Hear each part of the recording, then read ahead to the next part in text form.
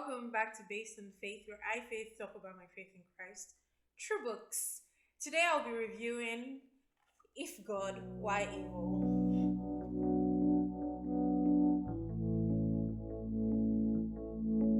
Okay, If God, Why Evil by Norman L.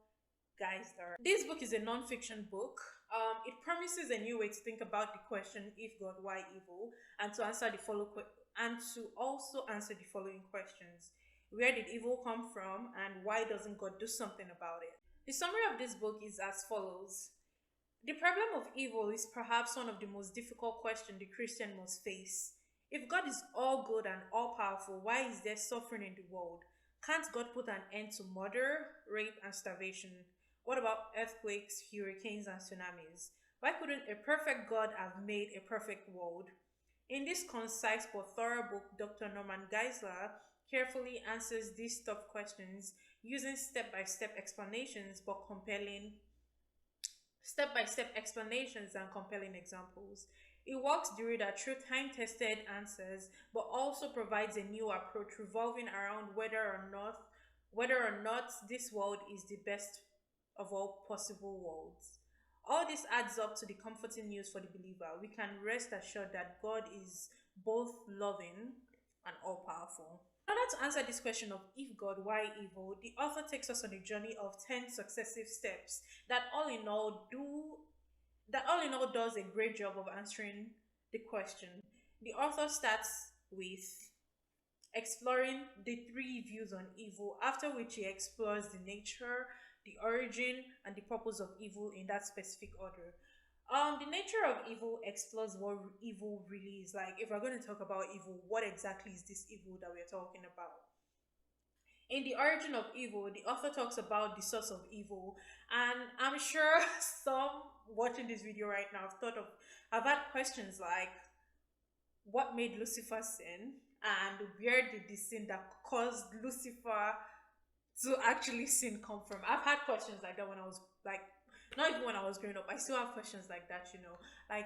Like before I read the book, I've thought to myself, like, if Lucifer is the one who brought sin into the world, who brought sin to Lucifer? Questions like that. And then who brought sin to Lucifer? And it's going to be like this never ending cascades of who brought sin to who. Then we move on to the persistence of evil that tackles the argument that can be logically stated as thus: if God is all good, he will destroy evil.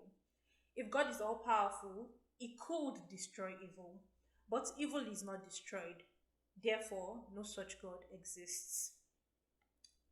And then chapter 5, the purpose of evil, is a very hard read, if I'm being honest. Like, it's not easy to read it, but it can be summarized in 2 Corinthians 4 verse 17, which says, For our light affliction, which is but for a moment, is working for us a far more exceeding and eternal weight of glory.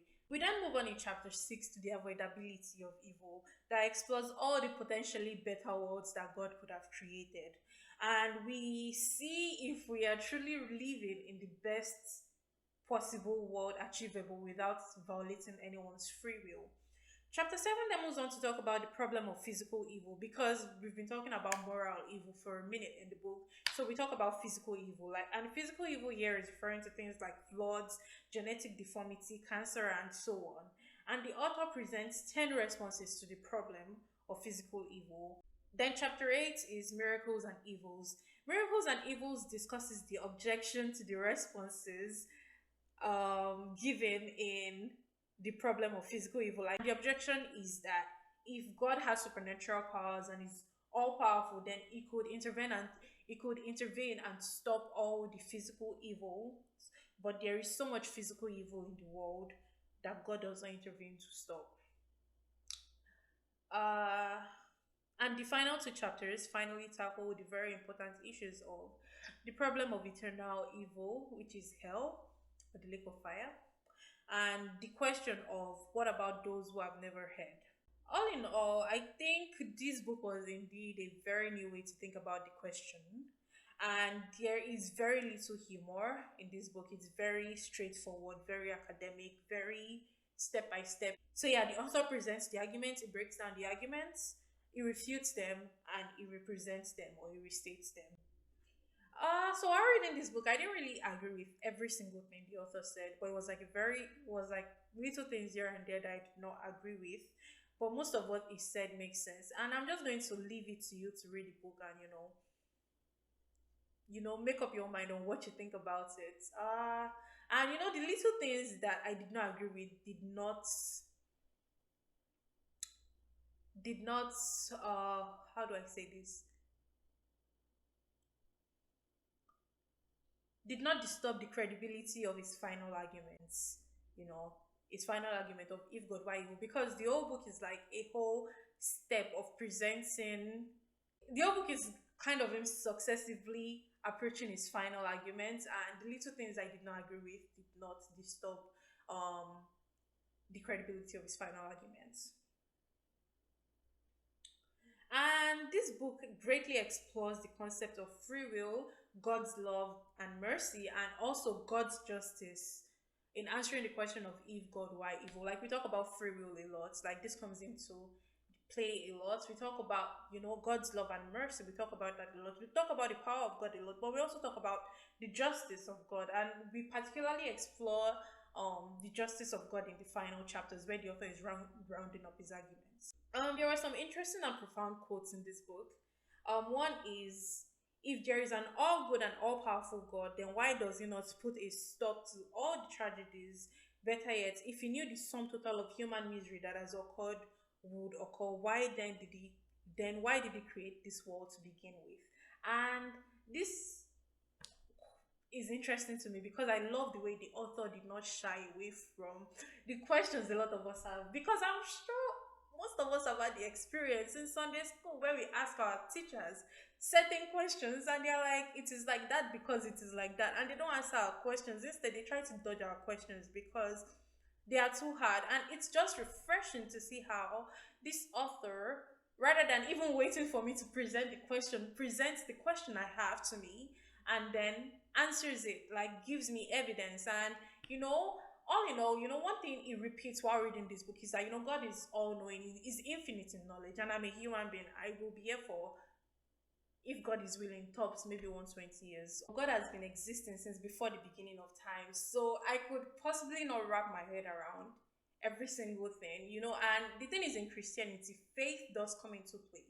It's not just logic and reasoning, there is also a bit of faith. I just really love how the author did not dodge hard questions. Rather, I present those hard questions. Like, I'm not dodging the hard questions. Like, the hard questions is what I am here to answer in this book. And funny thing, while I was reading the book, when he would answer one question, I would think in my mind, so if that is why that is so, what about this? And then I continue reading, and then he answers the question I had in a page later on, or in a chapter later on. And yeah, I think I had two questions while I was reading this book, two or three questions that popped in my head, and they all got answered. So yeah, I love that. I love that. Another quote I want to share is, we can't know something is unjust unless we know what is just. A man does not call a line crooked until he has some idea of a straight line. And he kind of quotes C.S. Lewis in Mere Christianity here. The third one I want to share is, total depravity in the moral sense does not mean we sin as much as we can all the time. It simply means we have the propensity, which means inclination, to sin and the necessity to die. And he presents Romans chapter 3 and Romans chapter 5 as arguments for that. So it's kind of like saying, as human beings, we have the inclination to sin, we have the desire in us to sin, but that does not mean we must sin. The fourth one I want to share is, thus God made evil possible by creating free creatures. They are responsible for making it actual. God can destroy evil without destroying freedom. And when he brought up this concept of freedom, he said something about how, imagine if God created everyone, well, everyone is created free and everywhere, we're all free creatures. But so imagine a world in which God creates everyone free, but then no one in the world actually sins, no one in the world does evil. You would rightly come to the conclusion that despite God having created everyone free, he didn't really give them the freedom to choose between good and evil, because there is no way all these much people will exist on earth, and they will have the freedom to choose between good and evil. They will have the freedom to choose between serving God and not serving God. And some people will be like, oh, some people will be like, oh no, I'm not serving God. And that's kind of like what we see in this world now. Because we have the freedom to choose between God and evil, some people have chosen evil. And if you force, how did the book say it? The book said something about how forced submission is not love, or how do I put it? Just think of it as marriage. Like people willingly go into marriage. Like when you choose to forsake all others and cling on to your partner, you choose to go into that. But then we see situations where people are forced into marriages, and we have one marriage on one hand where both parties choose to go into the marriage and they are both happy and it's a joyous moment. But then we have another situation on the other hand where both parties are not agreeing to marriage. Like one person is being forced into the marriage. And those type of marriages are not usually happy marriages. They are not happy unions, because we see that one party is not agreeing to the union that is occurring. And it's kind of like that is what would occur if people were forced to serve God. People willingly serve God, and that is a beautiful and wonderful thing. But when people are forced to serve God, it won't really be beautiful and wonderful anymore. It will become a perverse type of love, because the person who is loving on somebody else who doesn't want their love is kind of like, I don't want this. Can you please get off me? I don't want your love. That type of situation. The next quote I want to share is this. John Edwards asked how a place devoid of God's mercy can accomplish what no effort of His grace could accomplish on earth, namely a change of the heart and disposition of wicked people. If hell could reform wicked sinners, then they would have been saved without Christ, the sole means of salvation. Why eternal punishment? Why doesn't God try to reform? That's awkward English, but I'm quoting that directly. Why does God not try to reform sinners rather than punish them? God does try to reform people. The time of reformation is called life. And I think what that quote was trying to say, and what the book explained later on, is that if people on earth here, surrounded by God's goodness, God's mercy, and God's love, do not choose to come to God, how will they choose to come to God in a place that is devoid of God? Because the Bible talks about how the eyes of God are too holy that they cannot behold. If I'm going to post the Bible verse, I think it's somewhere in Habakkuk, one of the prophets. I can't remember exactly where. But so it's kind of like we know that, on the final day when the whole separation occurs, heaven, hell, and all that stuff, sinners will be totally separated from God. They will be totally separated from His mercy and all that stuff. So it's kind of like, how do you expect a place that is devoid of God to accomplish what a place that was filled with God's love and God's goodness could not accomplish? Think about it. The next quote I will share is, God's mercy is not a passion or emotion that negates His justice. Mercy so construed would be a defect in God. It would make Him weak and inconsistent with Himself, unfit to be a judge. And yeah, so that's talking about how, God's mercy does not outweigh His justice. And funny enough, I was watching a K drama with two of my friends last night, and we were watching this scene where, there was a king and he had a prince who was his son, and the prince was always wilding out, was always doing stuff like. And then, there is a law and order in the land, and the king loved his son so much, but that does not mean, okay, it was his grandson.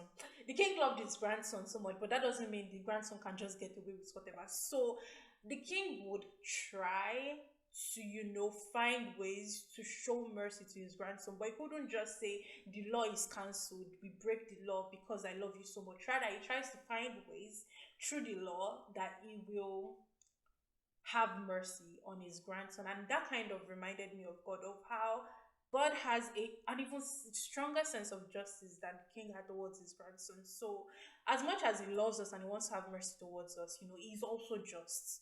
If he decides to be unjust because of he loves us and he has mercy and he wants to have mercy towards us, that will shift the meaning of who God is, because he's supposed to be a just God, he's supposed to be a righteous God, he's supposed to be a holy God. And so if he's so loving and merciful and then he decides to not be just, righteous, and merciful, that will shift ways. And he's the same yesterday, today, and forever. I hope I explained what I was trying to say well. I hope you understood. I pray that God helps you understand in Jesus' name. Amen. The last one I want to share from this book is, if God could use dreams, visions, and angels to send his message on temporal matters, surely we cannot say we would not do so for eternal matters if necessary. And this is kind of like, God will do whatever is possible to bring every single person to salvation, even if it means to send angels to them, even if it means for them to like have dreams. Like, we've heard stories about that. I've heard stories about that. If you haven't, alright, okay. So what did I think of this book? I think this book was not a light read. My friend shamed me into finishing it because, yeah, 2 days before I finished it, she was like, "What page are you on?" I was like, "I'm on page 60 something." She's like, "Shame on you. Better finish that book. You're watching TV instead of for you to be reading." So, Friday, well done. All right. This book was not a light read. It takes a minute to finish. It's not. I was reading it on Script, and Script said it's a 2 hour read, but it took me 1 week because it's not a fictional book, so of course it won't take 2 hours to finish. I would highly recommend this book. It's a really good book that is very biblical in giving responses and in argument construction. And like I said earlier, the questions that popped in my head while I was reading this book got answered later on in the book. So I think this book is like a very good book. It does present a new way of thinking about the question, and it's quite expository. Yeah, so this is the book. Thank you for staying to the end of today's video. If you enjoyed this video, please don't forget to like, comment what you thought of this video. Will you be picking up this book? Will you not be picking up this book? Why won't you be picking up this book if you're not picking up this book? Please do let me know. And also don't forget to subscribe and hit the notification bell. And also share this video with, family, friends, people who you think need to read this book, people who have had this question of if God, why evil, so they can at least have some answers to some of their questions. Yeah, that's pretty much it. Thank you and God bless you. Bye.